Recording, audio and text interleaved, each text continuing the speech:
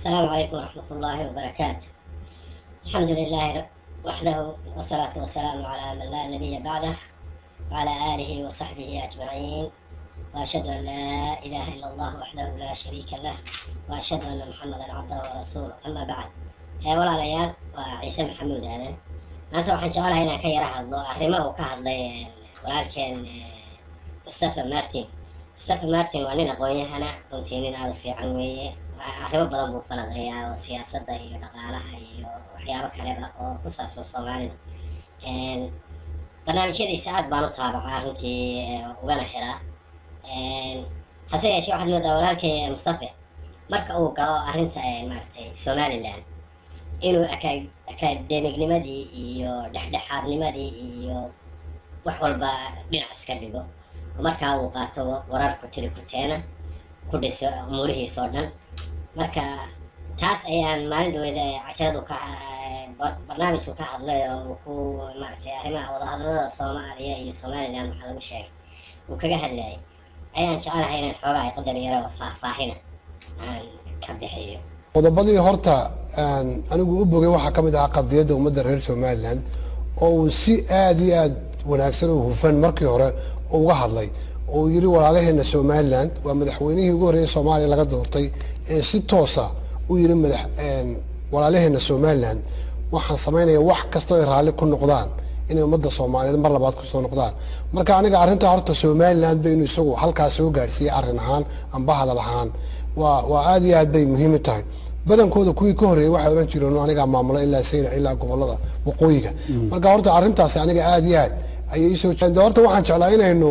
magaranaysaa inuu xoogaa u yaro tudno maamulkan cusub, laakiin mar haddii Somaliland laga hadlo iyo qadiyadda sida rasmiga turaansho meesha uu ka baxaya. waxaa jirta horta wadahadalo u socday Soomaaliya iyo Somaliland 2012 ayaa waxa dhacay Somaliland xildhibaanadeeda ayaa waxay ka saareen mar ay fadhiisteen waxay ka saareen xeer oranayay oo hore inaan Soomaaliya marnaba lala gorgortami kareynin. xeerka waxa xal loo bedelo la isku raacay Soomaaliya wada hadal si toos ah loogu furo 2012 ka marka Ingiriiska lagu kulmay dabadna wada hadalkii u horeeyay ayaa halka ka furmay. 5 qodob baa la isla qaatay. 5tii qodobna waa 5 aad iyo aad u muhiim ah wax ku oola. kow waxa ay labada gobol inay soo aqoonsadaan two state solutions. nagu imika khaatimo oo hadlayno ayaa waxa la isla qaatay in Somaliland iyo Soomaaliya ay sameyn karaan wada hadal iyagoo isku mid ah. waa qodobkii koowaad. kii labaad la isku raacay waxa labada gobol inaanay qoladeeda kale ganacsigeeda siyaasadeeda iyo waxa afaariska gudaheeda aanay si toos ah u faragelin. qodobkii labaad la isla saxeexday ayuu ahaa. ka saddexaad wuxuu ahaa in ixtiraam gaar ah la siiyo oo propaganda la isku furin dacaayadna la isku furin oo aanu ninka xamar maamula aanu oran isagoo magaranaysa ay carqalado badan hor yaalaan ilaa boorima aniga maamula. marka erayada noocaasa inay xanafta leh inay ka tanaasulaan. Somaliland mujaahid baan anaga soo dhimanay anaga kaadidayda soo cabnay erayada noocaasa inayna ka tanaasulaan. waa qodobkii saddexaad oo propaganda aan kala go ahayn la yareeyahay. waliba halka waxaan ku darayaa dad badan baa imika jira oo ka soo baxay Soomaaliya iyo Somaliland oo hadalla xanaf loo kala go'aynin har iyo habeen ummadda la dhex taagan. waxyaabihii waxay ku jirtay in la joojiyo hadallada xun. marka qodobkii saddexaad ka afraad oo aan doonayay inaad si gaar ah fiiro gaar ah u yeelato ayaa waxay ahayd arrinta 4.5 ka qaabka ay dawladda Soomaaliyeed u soo ururisan reeraha markay doonayso golaha sare iyo golaha hoose inay hesho inaanay ku darin dad reer Somaliland oo matala reer Somaliland oo marka hadhow tamiiska soo fadhiista oo yiraahdo Somaliland qaybsigeedii way heshay. arrintaas markaas waxay arrintii afraad ee ahayd in laga tanaasulo. tashanaad raacaysa waxay ahayd iskaashiga xagga hawada. Soomaaliya waxay la soo noqotay hawadeedii oo Somaliland ku soo jirto. waxa go'aan la isla qaatay in Soomaaliya iyo Somaliland ay wada maamushaan hawada. saldhigga ugu weyn ee qalabka ugu weyn la dhigo Somaliland gaar ahaan magaalada caasimadda. marka 5tii qodob calaw santaas way ahaayeen. haddaba 5tii maxaa ka dambeeyay? horta 5taa qodob baa 5 qodob lagu heshiiyay. waxa 5taa raaca waxa lagu balansanaa in Turkiga mar labaad lagu kulmo. marka Turkiga waxa lagu kulmay iyadana 2013 ka 2015 labada mid baa lagu kulmay. horta qodobkii u horeeyay ee markiiba jabay waxa dawladda Soomaaliya waxay soo kaxaysatay dad ka mid ah Somaliland oo marka iyagu ka haya positionno koonfurta Soomaaliya ayay keentay markaas shirki xilligaas iyagoo matalaya markaa inay yihiin goboladii waqooyi markiiba arrintaas Somaliland waxay aragtay in xeerkii ugu horeeyay la jabiyay ee ahaa inaan u wada hadallo 2 points inaan u wada hadallo laba state isleeg marka arrintaas shirkaas wuxuu noqday shir aan madhaleys ahayn shantii qodob cad hadda dib u raacdo maanta Soomaaliya waxay u tagtay United Nations oo la soo gashay ma garanaysaa heshiiska dhinaca hawada maanta xamar baa laga furay golihii ugu dambeeyay ee Soomaaliya waxa lagu doortay 4.5 boqolaal qof oo matalaya Somaliland ayaa ku jira oo yaani dhibkaasi wuxuu keenay caraw dadkaas ma aha dad Somaliland wax ka qaban karaya maaha oo xiriir toos ah la leh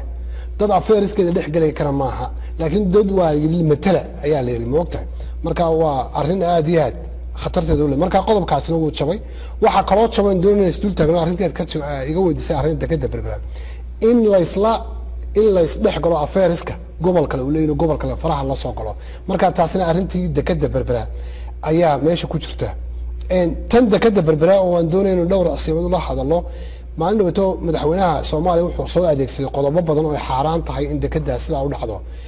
anigu waxaan ahaa dadkii markii ugu horeysay aaminsanaa dekada sidii loo galay inay qaab musuqmaasuqa tahay waayo madaxweynaha hore ee Soomaaliya ayaa saxay dabadna waxa loo soo gudbiyay Somaliland marka anigu qaabka hore ayaan tixraacay oo lahaa qaab sax ah ma yahayn laakiin madaxweyne farmaajo imika wuxuu toos faraha ula galay afeeriskii Somaliland marka dalkii Dubai iyo Soomaaliya xiriirkaas ay wada saxiixdaan oo ahayd in la ixtiraamo ayaa ahayd laakiin waxaan dareemayaa in aanu deegaanka aad u kala aqoonin amba xagga ma garanaysaa khibrad weyn ugu baahan yahay xagga systemkan uu shaqeeyo waxay ahayd oo kaliya ku filayd inay yiraahdo wada hadalkii Soomaaliya iyo Somaliland la socday ayaan arrinta dekada dib ugu eegana intaas wax weyn tare lahayd laakiin arrintaas muu sameeynin marka internal affairs ku galay ta ugu dambaysa waxa weyn wixii loo jeeday two state solution ixtiraamka labada gobol isaguna meesha uu ka baxay marka shantii qodob ee Soomaaliya iyo Somaliland ku wada heshiiyeen shantiiba dawladda Soomaaliya way jabisay wada hadallada asal markay yimaadeen London shirkii London lagu qaatay waxa ku dooday Puntland inay iyagu yihiin kuwa ay tahay Somaliland inay wada hadlaan hase yeeshee arrinta shirkiina laguma dhamay waxa loo daayay Soomaalida ayaa loo daayay markii la go'aansaday shirkii ugu horeeyay in lagu qabto London dawladda federaalka 6 xubnood bay soo magacowday Somaliland 6 xubnood bay soo magacowday 6 xubnood ee dawladda federaalka waxa ku jiray 2 nin oo reer Puntland wasiiro Puntland ayaa ku jiray arrintaas oo qayray kicisay qolada Somaliland baa aad uga qayrisay ka bacdi wada hadallo hoose oo dhexmaray federaalka iyo Puntland waxaa lagu heshiiyay bal nimankan in loo daayo arrinta dawladda federaalkuna ay xubno maaragtay siman oo deeqmitiri kara qadiyadda inay ku darto wada hadallada nimankaasna inta balde si ay maaragtay loo dhiirigeliyo in laga daayo maaragtay bal waxay dhibsanayaan si awgeed 6 xubnood waa la bedelay waxaa lagu daray kale intaan garanayo nin la oran jiray Cabdiraxmaan Caydiid Dr. Cabdiraxmaan Caydiid oo ka soo jeeday deegaanada SSC ahaana wasiirka waxbarashada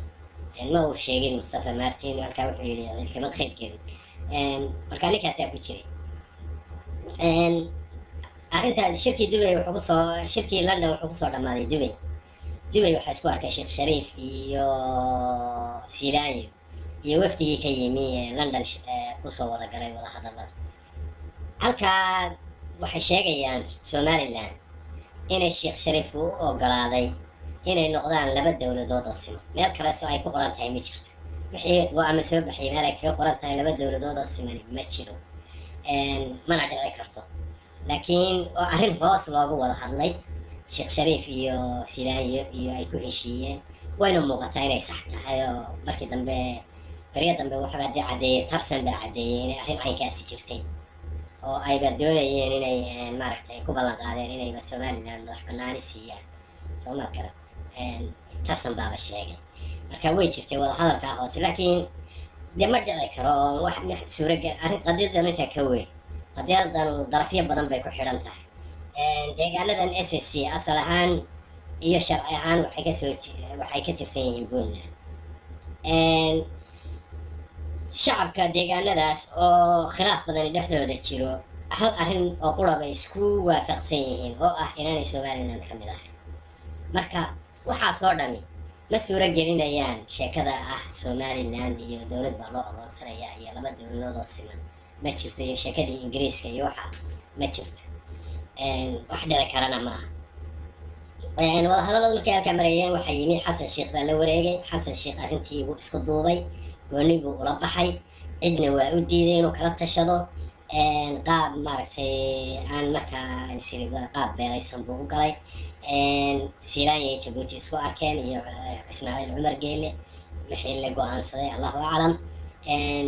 wuxuu u diray wafdigii ugu horreeyay turkiga markii shirka loo soo wareejiyey oo shirkii london ka dambeeyey shirkii ugu horreeyay turkiga ka dhaca waxaa loo diray niman kasoo jeeda muqdisho iyo baydhabo oo aan deegaanka laga wada hadlayo khibradba u lahayn ogeynba waxba ka oqoon nimankaasoo dhibaatay soo jiideen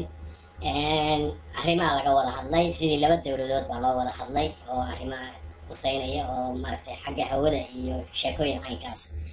go-aan hawada arrimaha hawada laga soo saaray iyo caynkaasaa jiray arrintaasu dhibaatay keentay markii nimankaas waftigaas soo noqdeen waayo mandate ma haysan arrimaha caynkaas inay ka hadlaan marka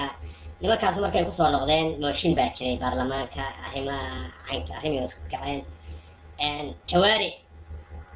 ayaa arrintaa iyo rag lamida iyo rag kale ayaa arrintaa hoosu dhameeyey waxaana lagu ballamay in arrintaa laga noqdo hawada iyo arrimahaas maaragtay wadahadladana qaabkii hore lagu soo celiyey ee ahayd in deegaanada ay sheeganayaan dad ka midi ay ka qayb galaan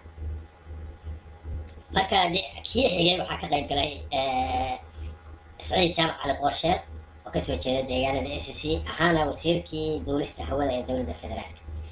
kii xigay isagaa ka qayb galay kii ka dambeeyey oo ah kan muranka keenay waxaa ka qayb galay isla saciid jaamac cali qoorsheel cali axmed jaamac jingeli iyo nin beeshaysaa kasoo jeedo la yidhaahdo xayir maareey marka kaas weeye kay iska soo taageen qolada somaliland waxaa laga yaabaa inay arrinta isu soo taageen ilaa nimanka reer s c awalba waa ka qayb geli jireen arrinta ay isu soo taageen ninka isaaq ee laga soo qayb geliyey inay baa suuragala oo saasay arrintu dhaca marka taariikhdii wadahadalladu halkaas ay wadahadallada ku joogsadeen 4 goorna waxay ka dhaceen turkiga hal marna waxay ka dhaceen london iyo imaaraadka intaba kaas aan sheegay xasan sheekh ugu horreeyay amahaanu khibradda lahayn oo maaragtay arrimo badan iskaga khaldanaayeen uu si dhibiqa u galay mooyaane inta kaleba dad deegaanada metela ayaa maaragtay ka qayb galay madaxweynaha hadalkan uu ku ammaanay waa hadal jira madaxweynuhu wuxuu yidhi hadalkaa intii aanu maaragtay madaxweynaha noqon ayaamihii uu doorashada u ordaayey waxaad moodaa hadalkaas inuu ahaa hadal caatifadaysan waayo dee somaliland wax walba oo ay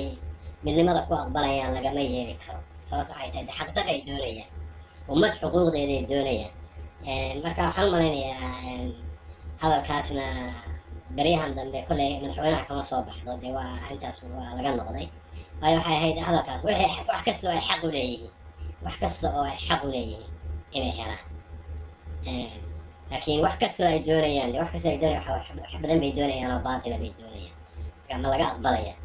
marka taasuna way iska soo afjarantay baan u malaynayaa ma jirto wax la yidhaahdo laba dowladood mana dhici karto somaliland soomaaliya ay ka tirsan tahay waqtigan wax kasta oo khuseeya soomaaliya oo dhanna dowladda federaalka ayaa ka mas-uul marka walaalkay mustafa martin waxaan odhan lahaa arrimuhu sidaa maaha arrintana maaragtay dee anigoo kaa hela oo wallaahi runtii barnaamijyadaada aada uga hela kaagana mahad celinaya haddana markay arrintu soo gasho maaragtay somaliland dee habeelayn arrinta oo maaragtay caadifada yaanay ku jiidaan iyo maaragtay